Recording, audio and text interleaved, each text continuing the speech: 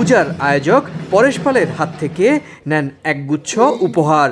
এ সময় আয়োজক বলেন, বিশ্বসেরা অলরাউন্ডারের উপস্থিতিতে তিনি বিস্মিত।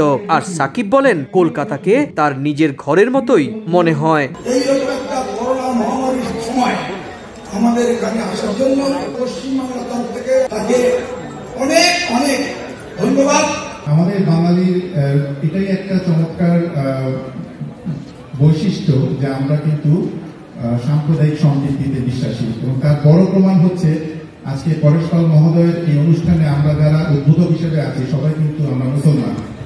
এত চমৎকার নিদর্শন সাম্প্রদায়িক সম্প্রীতির কোথায় আপনারা পাবেন? যেহেতু এটা আমার কাছে আমার ঘরের মতো লাগে, তো কখনো আমি সুযোগটা মিস করতে চাইনি। এই কারণে আসলে এখানে আসা, আপনাদের সাথে দেখা হয়ে খুবই ভালো লাগলো। আর আপনারা সবসময় দোয়া করবেন দুই বাংলা যেন সবসময় এক হয়ে থাকতে পারে এবং দুই বাংলার যেন সম্পর্ক